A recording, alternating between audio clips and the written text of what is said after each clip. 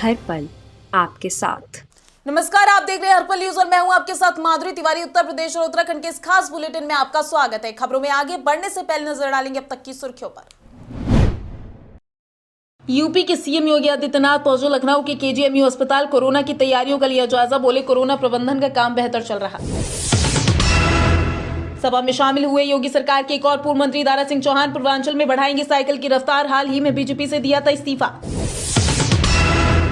ओवैसी की party AIMIM ने जारी की उम्मीदवारों की पहली लिस्ट। प्रदेश अध्यक्ष शौकत अली ने लिस्ट की जारी। सिर्फ मुस्लिम प्रत्याशियों को दिया गया मौका।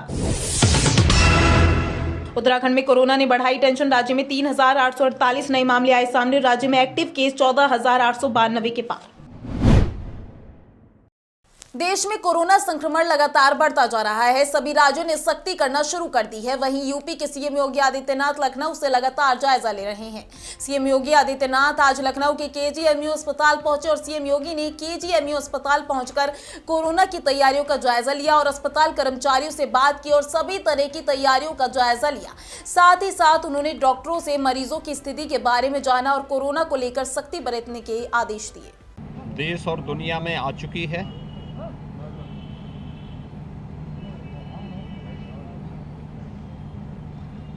आदरणीय प्रधानमंत्री जी के मार्गदर्शन और उनके नेतृत्व में पिछले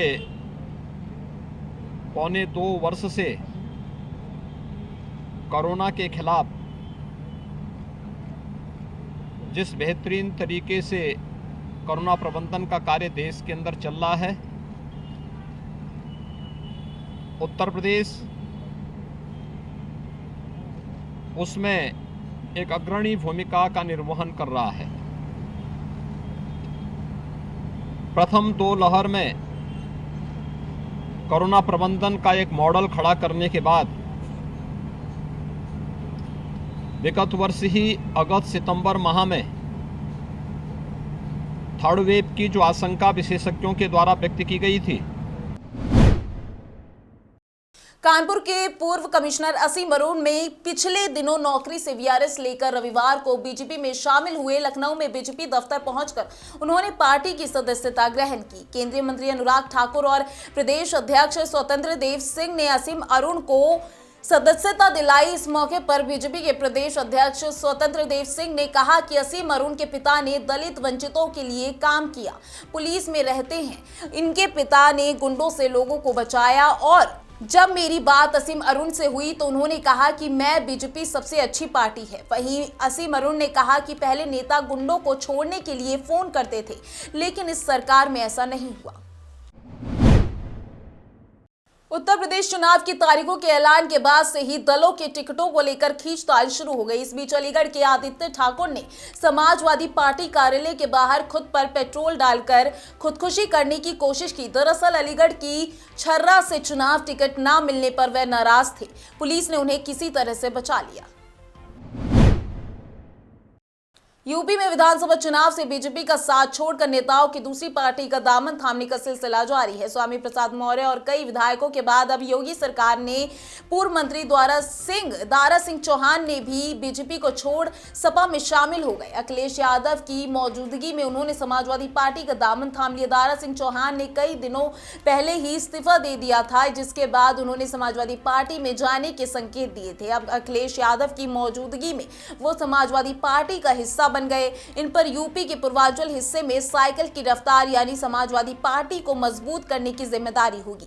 दारा सिंह ने राज्य सरकार पर आरोप लगाया कि राज्य और आज लखनऊ में उनके समर्थकों को रोका गया है और उन्होंने कहा कि चौहान समाज के सभी नेताओं ने आज समाजवादी पार्टी की सदस्यता ली है। सामाजिक परिवर्तन के प्रणेता उत्तर प्रदेश के समाजवादी पार्टी के राष्ट्रीय अध्यक्ष और उत्तर प्रदेश के भावी मुख्यमंत्री माननीय अखिलेश यादव जी हमारे मंच पर मौजूद, सूची पहले पढ़ दी गई, सभी उत्तर प्रदेश के कोने कोने से आए हुए चौहान समाज और सभी समाज के सम्मानित नेता, मंच पे मौजूद संजय चौहान जी, राजाराम चौहान जी, विधायक आर के वर्मा जी, लल्ले यादव जी, चौधरी साहब प्रदेश अध्यक्ष जी और सभी सामने उपस्थित। अपर्णा यादव को सीएम योगी आदित्यनाथ का करीबी माना जाता है और अपर्णा मूल रूप से उत्तराखंड के पौड़ी जिले की रहने वाली हैं। चुनाव आयोग द्वारा उत्तर प्रदेश विधानसभा चुनाव ऐलान के साथ सियासी दलों द्वारा एक दूसरे में सेंधमारी शुरू हो गई। वहीं बीजेपी भी इस मामले में एसपी संरक्षक मुलायम सिंह के घर में सेंध लगा चुकी है। पिछले दिनों ही पार्टी में मुलायम सिंह के करीबी और रिश्ते से समधी हरिओम यादव को बीजेपी में शामिल कराया गया। वहीं अब सोशल मीडिया पर मुलायम सिंह यादव की छोटी बहू को लेकर चर्चा हो रही है। ओवैसी की पार्टी एआईएमआईएम उत्तर प्रदेश के चुनाव के लिए अपने उम्मीदवारों की पहली सूची जारी कर दी गई है। आपको बता दें कि सूची पार्टी के प्रदेश अध्यक्ष शौकत अली ने जारी की है। एआईएमआईएम की पहली सूची में 9 सीटों के उम्मीदवारों के नाम हैं। इसमें से 8 सीटों पर 10 फरवरी को पहले चरण में मतदान होना है और 1 सीट पर 14 फरवरी को दूसरे चरण में वोटिंग होगी। एआईएमआईएम इस बार उत्तर प्रदेश के विधानसभा चुनाव में अकेले चुनाव मैदान में है। आपको बता दें कि उसने प्रदेश की 100 सीटों पर उम्मीदवार उतारने की घोषणा की है। इस पार्टी ने 2017 का चुनाव 38 सीटों पर लड़ा था, लेकिन 37 सीटों पर उसकी जमानत जब्त हो गई थी। एआईएमआईएम को इस चुनाव में 0.24% वोट मिले थे। यूपी के इस साल हो रहे चुनाव के लिए एआईएमआईएम ने पहले ओम प्रकाश राजभर की पार्टी से समझौता किया था, लेकिन बाद में राजभर में समाजवादी पार्टी से समझौता कर लिया। इसके बाद एआईएमआईएम यूपी की राजनीति में अकेले पड़ गई। प्रयागराज शहर पश्चिमी से एआईएमआईएम के उम्मीदवार को लेकर सस्पेंस लगभग खत्म हो चुका है। पूर्व सांसद और बाहुबली अतीक अहमद की पत्नी शाइस्ता परवीन शहर पश्चिमी से पार्टी की उम्मीदवार होंगी। उन्होंने चुनाव लड़ने को लेकर सहमति दे दी है। पहले यहां से अतीक के भाई खालिद अजीम उर्फ अशरफ के चुनाव लड़ने को लेकर कयास लगाए जा रहे थे। उल्लेखनीय है कि इस सीट से बीजेपी प्रवक्ता और कैबिनेट मंत्री सिद्धार्थ नाथ सिंह विधायक हैं। लगभग तय है कि वे इस विधानसभा सीट से फिर भाजपा प्रत्याशी होंगे। इसी विधानसभा क्षेत्र में पिछले दिनों मुख्यमंत्री योगी आदित्यनाथ ने अतीक अहमद की कब्जा मुक्त जमीन पर गरीबों के लिए आशियाना बनाने के लिए भूमि पूजन किया था। सपा के राष्ट्रीय अध्यक्ष अखिलेश यादव की पत्नी और पूर्व सांसद डिंपल यादव के जन्मदिन पर वाराणसी में कंबल बांटना सपा कार्यकर्ताओं को महंगा पड़ गया। वाराणसी पुलिस ने आदर्श आचार संहिता के उल्लंघन के आरोप में 4 सपा नेताओं और 10 अज्ञात के खिलाफ कोतवाली थाने में मुकदमा दर्ज कर मामले की जांच शुरू कर दी है। वाराणसी के कोतवाली थाना प्रभारी भरत उपाध्याय ने बताया कि शनिवार को सपा कार्यकर्ताओं द्वारा सप्त सागर में कन्नौज की पूर्व सांसद डिंपल यादव का जन्मदिन मनाया गया। उस दौरान कोविड-19 की गाइडलाइन का पालन नहीं किया गया। इसके साथ ही आदर्श आचार संहिता लागू होने के बावजूद कंबल वितरित किए गए थे। मामले की सूचना होने पर सप्त सागर चौकी इंचार्ज द्वारा सपा कार्यकर्ताओं के खिलाफ कानूनी कार्रवाई की गई। खबर आगरा से है, जहां बीएसपी सरकार में मंत्री रहे और वर्तमान में सादाबाद से बीएसपी विधायक रामवीर उपाध्याय ने बीजेपी का दामन थाम लिया है। आपको बता दें कि वहीं शास्त्रीपुरम स्थित रामवीर उपाध्याय के आवास पर बीजेपी ब्रज क्षेत्र अध्यक्ष रजनीकांत माहेश्वरी ने उन्हें बीजेपी की सदस्यता दिलाई। इससे पहले भी वे मायावती सरकार में ऊर्जा, परिवहन और कई सारे विभागों के मंत्री रह चुके हैं। वर्तमान में रामवीर की पत्नी सीमा उपाध्याय हाथरस की जिला पंचायत अध्यक्ष हैं। उनका परिवार पहले से ही बीजेपी में था, लेकिन अब रामवीर उपाध्याय भी बीजेपी में शामिल हो गए थे। आपको बता दें कि ऐसा माना जाता है कि रामवीर उपाध्याय पश्चिमी यूपी के बड़े ब्राह्मण चेहरे के तौर पर गिने जाते हैं। बीजेपी की मुश्किलें बढ़ाएंगे किसान संगठन। आपको बता दें कि लखीमपुर से फिर शुरू होगा आंदोलन। उत्तर प्रदेश में चुनावी बिगुल बजते ही संयुक्त किसान मोर्चा ने एक बार फिर से आंदोलन को लेकर कमर कस ली है। एसकेएम ने 1 महीने पहले दिल्ली की सीमाओं पर 3 नए कृषि कानून की वापसी के बाद आंदोलन खत्म कर दिया था, लेकिन अब इस मोर्चे ने ऐलान किया है कि वो 21 जनवरी से उत्तर प्रदेश के लखीमपुर खीरी में बीजेपी के खिलाफ विरोध प्रदर्शन करेंगे। एसकेएम के मुताबिक उत्तर प्रदेश और उत्तराखंड में वो लोगों को बीजेपी के खिलाफ वोट डालने की अपील करेंगी। किसान संगठन अपने आंदोलन के दौरान किसानों के खिलाफ केस वापस लेने की मांग करेंगे। साथ ही वो पिछले साल अक्टूबर में लखीमपुर खीरी में 8 किसानों की मौत का मुद्दा भी उठाएंगे। बता दें कि मंत्री अजय मिश्रा के बेटे पर पिछले साल प्रदर्शनकारी किसान की गाड़ी से कुचलकर हत्या करने का आरोप है। उत्तर प्रदेश में चुनाव से पहले समाजवादी पार्टी के नेता आजम खान के बेटे अब्दुल्ला आजम को बड़ी राहत मिली है। करीब 23 महीने के बाद जेल से छूटने पर अब्दुल्ला आजम ने सरकार और प्रशासन पर जमकर निशाना साधा है। अपने पिता के संसदीय क्षेत्र रामपुर पहुंचने के बाद अब्दुल्ला आजम ने कहा कि इस बार चुनाव सरकार बनाम आवाम है। जेल में बहुत तकलीफ मिली है। समाजवादी पार्टी के वरिष्ठ नेता आजम खान के बेटे और पूर्व विधायक अब्दुल्ला आजम लगभग 2 साल बाद सीतापुर जेल से छूटकर सबसे पहले रामपुर पहुंचे थे। रामपुर में अब्दुल्ला आजम ने कहा कि आज भी मेरे वालिद आजम खान की जान को खतरा है। उनको कुछ हुआ तो सरकार और जेल प्रशासन इसका जिम्मेदार होगा। आजम खान के बेटे ने आरोप लगाया कि मंडल में मौजूदा अधिकारियों के होते हुए निष्पक्ष चुनाव नहीं हो सकता, इसलिए चुनाव आयोग को इसका संज्ञान लेना चाहिए। अब्दुल्ला आजम ने कहा कि आज भी मेरे वालिद की जान को खतरा है। उत्तर प्रदेश में कोरोना की स्थिति विस्फोटक हो गई है। शनिवार को यूपी में 15,795 नए केस मिले हैं। सबसे ज्यादा लखनऊ में 2,769, गौतम बुद्ध नगर में 1,873, गाजियाबाद में 1,371, मेरठ में 1,135 और आगरा में 660 केस सामने आए हैं। इस दौरान लखनऊ, मेरठ, मुजफ्फरनगर और मैनपुरी में एक मरीज की मौत हो गई है। आपको बता दें कि राज्य में एक्टिव केस की संख्या 95,148 हो गई है। इस दौरान 5,031 लोगों को ठीक होने के बाद अस्पताल से डिस्चार्ज किया गया है। प्रदेश में पॉजिटिविटी रेट 1.89% हो गई है। वहीं रिकवरी रेट बढ़कर 93.5% तक पहुंच गया है। उत्तर प्रदेश के सभी स्कूल कॉलेज अब 23 जनवरी तक बंद रहेंगे। इससे पहले स्कूल कॉलेज और यूनिवर्सिटी 16 जनवरी तक बंद किए गए थे। सबसे पहले राज्य में कक्षा 1 से 8 तक के लिए स्कूल बंद किए गए थे, जिसके बाद कॉलेज और यूनिवर्सिटी में भी ऑफलाइन पढ़ाई पर रोक लगा दी गई थी। राज्य में तेजी से कोरोना संक्रमण के मामले बढ़ रहे हैं, जिसे ध्यान में रखते हुए राज्य सरकार ने शैक्षणिक संस्थानों को बंद करने का कदम उठाया है। वहीं स्कूल कॉलेजों को ऑनलाइन पढ़ाई जारी रखने की अनुमति दी गई थी।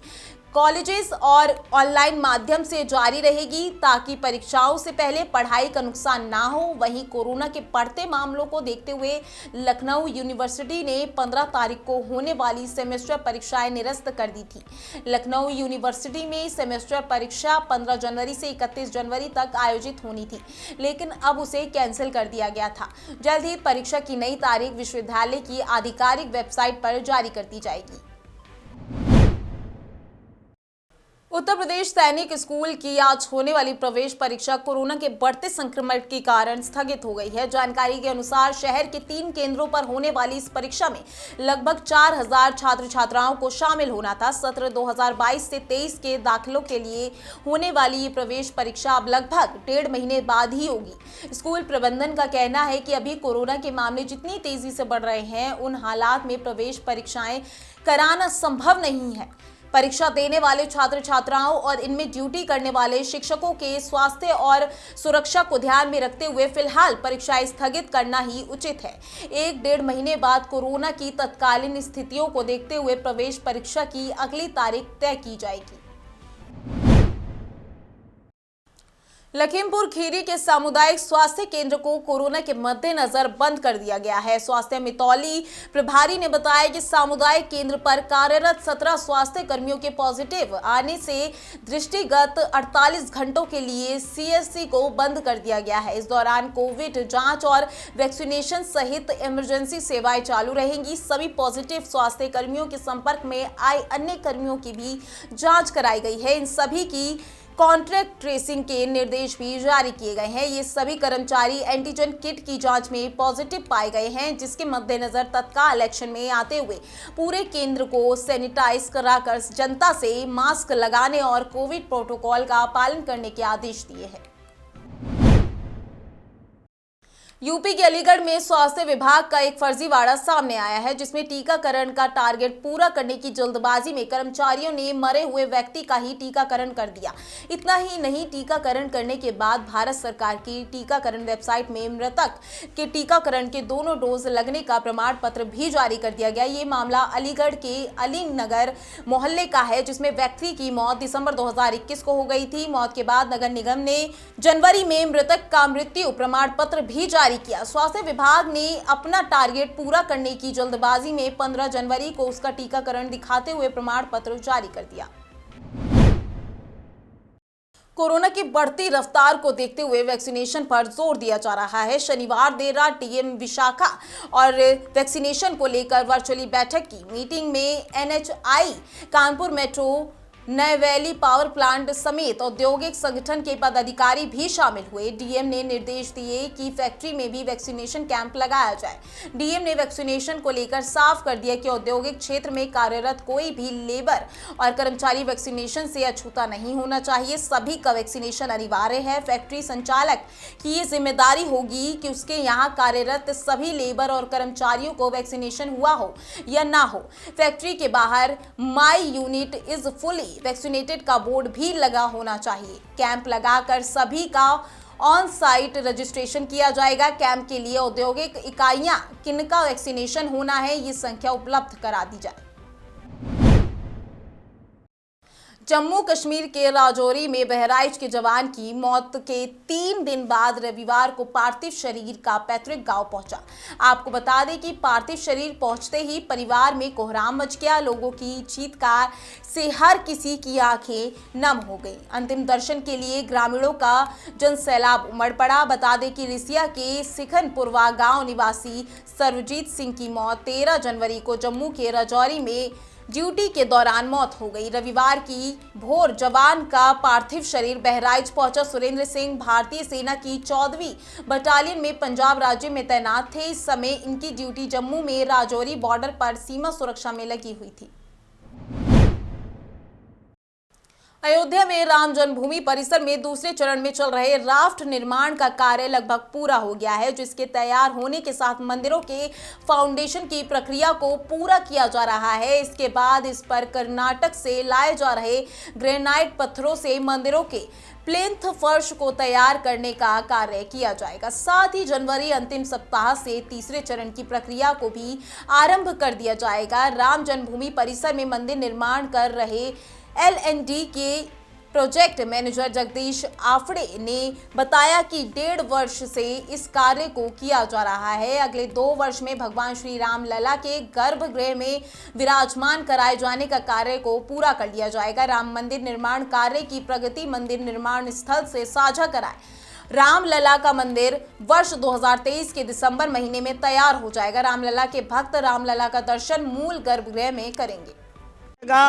आपके सामने उसका ढलाई हो रही है और ये सारी ढलाई मशीनों से हो रही है। इसमें कोई मैन पावर नहीं है। रात में काम होता है, 24 घंटे भी काम होता है। ये बहुत तेज गति से और संतोषजनक प्रगति इसमें है। और इसके बाद एकदम हम पत्थरों को जोड़कर प्लिंथ ऊंचा करने का काम शुरू कर देंगे। ट्रस्ट का मैनेजर, यहाँ का चीफ इंजीनियर हूँ और यहाँ पे 1.5 साल पहले हम आए, तब से यहाँ का शुरू से एक्सकेवेशन से लेके कंक्रीटिंग और अभी जो काम हो रहा है, ये सभी का काम हम देख रहे हैं। LNT यहाँ कॉन्ट्रैक्टिंग का काम कर रही है। डिजाइनिंग का जो काम है वो और PMC का काम टाटा कंसल्ट इंजीनियर के लोग कर रहे हैं और उनके साथ साथ में हम लोग भी यहाँ डटे खड़े हैं। और हम 1.5 साल का जो काम हो चुका है, इसके अलावा और 2 साल ये मंदिर का काम और अभी की जो अस्थाई मंदिर में जो मूर्ति है, ये मूर्ति का विग्रह होने के लिए हमने चुना है। इसके अलावा केवल मंदिर का काम है। उसके बाद में यहाँ के परकोटा का काम शुरू होगा और ये परकोटा का काम भी उसके बाद में 1.5 साल और चलेगा। ऐसा कुल मिला के 5 साल का ये काम है जो शुरू होकर 1.5 साल हो गया है। तो 3.5 साल में परकोटा के साथ में मंदिर पूरा हो जाएगा। पूरे उत्तर भारत में ठंड का प्रकोप है और कोहरे के कारण ठंड में लगातार इजाफा हो रहा है। उत्तर प्रदेश में लगातार कोहरा बढ़ रहा है और कोहरे की मोटी परत की वजह से लखनऊ में विजिबिलिटी काफी कम हो गई है और लोगों को यातायात में दिक्कत आ रही है। वहीं ठंड में लगातार गिरावट दर्ज की जा रही है। सर्दी का कहर राज्य में बढ़ता जा रहा है और राजधानी लखनऊ में कोहरे के कारण अंधेरा छा गया है। शहर के चारों ओर घना कोहरा लगा हुआ है और इसके कारण लोगों की आवाजाही में दिक्कत हो रही है और विजिबिलिटी शून्य तक पहुंच गई है। घने कोहरे के कारण हाईवे पर वाहन बहुत धीरे से चल रहे हैं। राजधानी लखनऊ में पिछले दिन से कड़ाके की ठंड पड़ रही है और इसके कारण लोग घरों में रहने को मजबूर है। लखनऊ में रात से ही कोहरा लगना शुरू हो गया और विजिबिलिटी काफी कम हो गई थी। आगरा में सर्दी का सितम कम होने का नाम नहीं ले रहा। रविवार को लोगों को कोहरे का कहर तो नहीं झेलना पड़ रहा, पर शीतलहर जारी रही। दोपहर तक लोगों को सूरज के दर्शन नहीं हुए और सुबह तक पारा 11 डिग्री सेल्सियस रहा। रात में मजदूर तबके के लोग रेलवे स्टेशन और बस अड्डे पर ठिठुरते रहे और सोने को मजबूर रहे। आपको बता दें कि रविवार की सुबह से ही मौसम ने लोगों को घरों में दुबके रहने को मजबूर कर दिया। सुबह 5 बजे पारा न्यूनतम 60 डिग्री और अधिकतम 11 डिग्री सेल्सियस रिकॉर्ड रहा। मजबूरन निकलने वाले लोग ठिठुरते नजर आए और सड़कों पर जगह जगह आग के सहारे बैठते हुए लोग दिखाई दिए।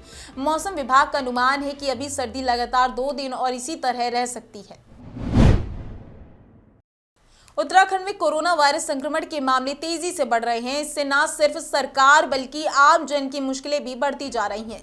ऐसे में आम जन को और भी एहतियात बरतने की जरूरत है। राज्य में एक्टिव केस 14,892 हो चुके हैं, जबकि मौत का आंकड़ा 7,440 पहुंच गया है। बीते दिन राज्य में 3,848 नए मामले सामने आए हैं। इससे कोरोना ग्राफ तेजी से बढ़ रहा है। प्रदेश में कोरोना संक्रमितों की संख्या बढ़कर 3,67,272 हो गई है। हालांकि इनमें से 3,37,537 पूरी तरह से ठीक हो चुके हैं। 7,440 संक्रमितों की अब तक मौत हो चुकी है। शनिवार को 3,848 मामले सामने आए, जबकि 1,184 स्वस्थ हुए। उत्तराखंड में बदला मौसम का मिजाज। जनवरी के पहले पखवाड़े के भीतर भी प्रदेश में हुई 5 गुना बारिश। देहरादून और टिहरी में सबसे ज्यादा बारिश दर्ज की गई और वहीं बागेश्वर में सबसे कम बारिश हुई। अब तक प्रदेश में जनवरी में एवरेज 80 मिलीमीटर के करीब बारिश हो चुकी है। इससे पहले उत्तराखंड में जनवरी 2020 में इससे अधिक बारिश रिकॉर्ड की गई थी। शुरुआती 15 दिनों में भी प्रदेश में अच्छी बारिश और बर्फबारी हुई। इससे पर्यटन स्थल को गुलजार ही रहा, बल्कि मैदानी में भी बारिश से सूखी ठंड कम हो गई। हालांकि अब दोबारा मौसम के पलटने से मैदानों में कोहरा और पहाड़ों में पाला परेशानी बढ़ा रहा है, जबकि सुबह और शाम अभी भी कड़ाके की ठंड हो रही है। मौसम विज्ञान केंद्र के अनुसार अगले बुधवार से प्रदेश के कुछ इलाकों में मौसम का मिजाज बदल सकता है, जिसके चलते कहीं कहीं बारिश और बर्फबारी के आसार हैं। ऐसे में जनवरी अंत तक उत्तराखंड में बारिश पुराना रिकॉर्ड भी ध्वस्त कर सकती है। उत्तर प्रदेश और उत्तराखंड के इस खास बुलेटिन में आज के लिए बस इतना ही। देखते रहिए हर्पल न्यूज। नमस्कार।